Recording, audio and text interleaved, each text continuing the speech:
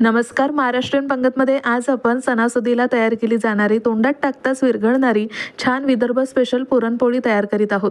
आणि इथे ही पुरणपोळी बघू शकता, एकदम अशी पातळ आणि छान अशी मऊ लुसलुशीत इथे तयार झालेली आहे. आणि तुम्ही जरी हा व्हिडिओ एकदा तरी बघितला तर तुम्हाला सुद्धा एकदम विदर्भ स्पेशल परफेक्ट अशी पुरणपोळी पहिल्याच प्रयत्नात तयार करता येईल. त्यामुळे हा व्हिडिओ शेवटपर्यंत नक्की बघा.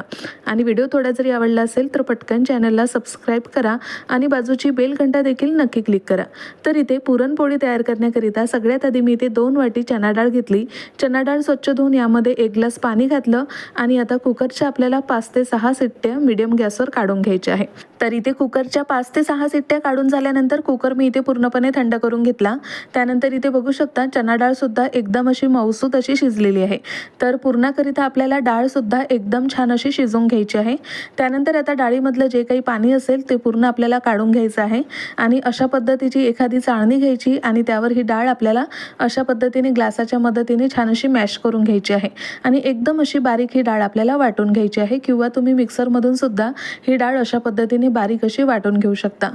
त्यानंतर आता आपल्याला याचे पुरणसुद्धा तयार करून घ्यायचे आहे. त्यासाठी मी इथे एका भांड्यामध्ये जी आपण डाळ बारीक केलेली होती तो सांजा मी यामध्ये घातलेला आहे. आणि यासोबतच जितकी आपण डाळ घेतलेली होती तेवढीच आपल्याला इथे साखर घ्यायची आहे. तर इथे मी ज्या वाटीने 2 वाटी चणा डाळ घेतलेली होती त्याच वाटीने मी इथे 2 वाटी साखरसुद्धा घेतलेली आहे. आता इथे मीडियम गॅसवर आपल्याला हे छान असं मिक्स करायचं आहे आणि एकसारखं आपल्याला हे इथे छान असं हलवून घ्यायचं आहे. आता इथे जसं हे छान असं गरम होईल तसतशी यामध्ये साखरसुद्धा पूर्णपणे छान अशी वितळत जाईल आणि याचासुद्धा अगदी असा पाक बनून तयार होईल.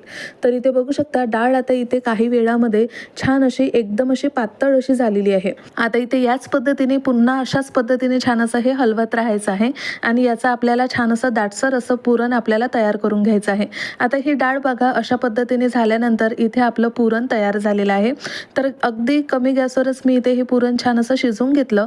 आता हे पुरण परफेक्ट असं कसं शिजलं हे ओळखण्याकरिता अशा पद्धतीने चमचा असा आपल्याला पालथा करून बघायचा आहे. आणि 1 सेकंदपर्यंत जर हे पुरण अगदी खाली पडलं नाही तर समजायचं की इथे हे पुरण आपलं छान असं शिजून तयार झालेलं आहे. आणि बघू शकता हे अजिबात पडलेलं नाही, म्हणजेच इथे हे पुरण परफेक्ट पद्धतीने आपलं तयार झालेलं आहे. त्यानंतर गॅस मी इथे बंद केला. यामध्ये वेलची पावडर घालून याला छान असं मिक्स केलं आणि आता हे एका भांड्यामध्ये आपल्याला थंड करून घ्यायचं आहे. आता इथे हा पुरणाचा सांजा देखील छान असा थंड होतो तोवर आता आपण इकडे पुरणपोळीची दुसरी तयारी सुद्धा करून घेणार आहोत. त्यासाठी आता मी इथे सगळ्यात आधी गव्हाचं पीठ घेतलेलं आहे. यामध्ये अगदी थोडंसं मीठ घातलं. त्यानंतर आता यामध्ये अगदी थोडं पाणी घालून आपल्याला याचा छान असा गोळा तयार करून घ्यायचा आहे. आता इथे पुरणपोळी बनवण्याकरिता जो आपण गव्हाच्या पिठाचा गोळा तयार करत असतो तो अगदी आपल्याला सैलसर असा तयार करायचा आहे. ज्या पद्धतीने आपण पोळ्या वगैरे तयार करतो त्याहीपेक्षा अगदी सैलसर असा याचा आपल्याला गोळा तयार करून घ्यायचा आहे.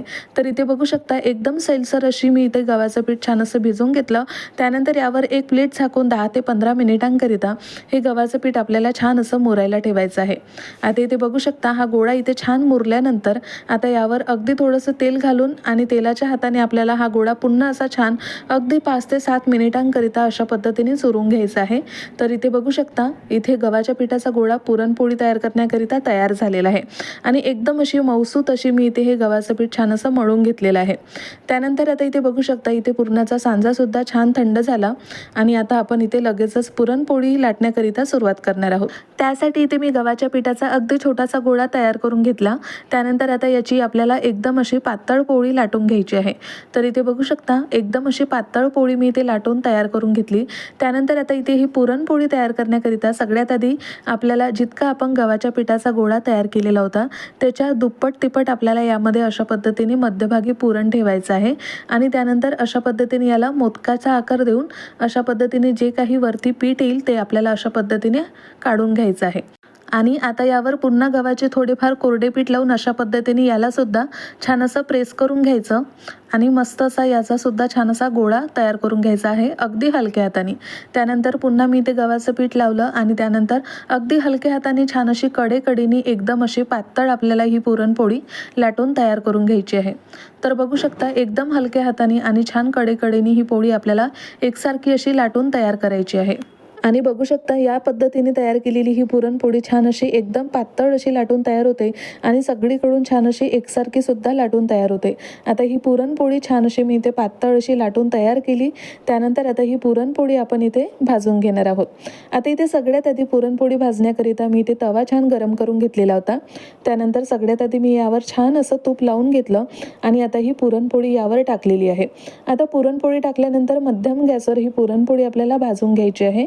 आता पुरणपोळी टाकल्यानंतर सुद्धा मी यावर अगदी थोडंसं तूप लावून घेतलं आणि तव्याच्या मदतीने ही पुरणपोळी एका प्लेटवर काढली आणि ही प्लेट आपल्याला अशी पालथी मारून पुरणपोळीचा दुसरा भाग सुद्धा आपल्याला छान भाजून घ्यायचा आहे।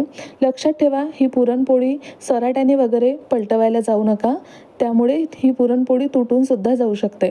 आता इथे दुसरा भाग भाजून घेत असताना सुद्धा मी इथे अगदी थोडंसं तूप लावून घेतलं। आता बघू शकता इथे अशा पद्धतीने ही पुरणपोळी आपल्याला प्लेटवर काढायची आहे आणि राहिलेला दुसरा भाग सुद्धा आपण पुन्हा इथे छान भाजून घेणार आहोत।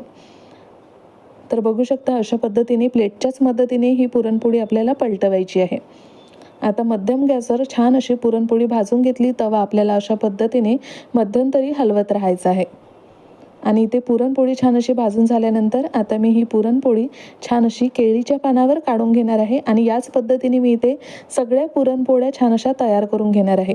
आणि इथे दुसरी सुद्धा पुरणपोळी बघू शकता छान याच पद्धतीने मऊ लुसलुशीत अशी तयार झालेली आहे आणि बघू शकता छान मऊ लुसलुशीत आणि एकदम अशा पातळ अशा अजिबात गव्हाच्या पिठाचं आवरण यावर दिसत नाही अशी ही मस्त मऊ लुसलुशीत आणि विदर्भ स्पेशल पुरणपोळी तयार झालेली आहे। तर या पद्धतीची पुरणपोळी तुम्ही नक्कीच Pola special, Guru Purnima special, Dussehra special किंवा पाहुणे मंडळी आल्यानंतर नक्कीच तुम्ही एकदा तरी ट्राय करून बघा। नक्कीच अगदीच पहिल्या प्रयत्नात जमून येईल। तर तुम्हाला ही रेसिपी कशी वाटली ती मला नक्की कमेंट करून सांगा। आवडल्यास लाईक करा, शेअर करा आणि महाराष्ट्रीयन पंगतला सबस्क्राईब करायला विसरू नका। भेटूया पुन्हा अशाच एका छान नवीन रेसिपी सोबत। तोपर्यंत धन्यवाद।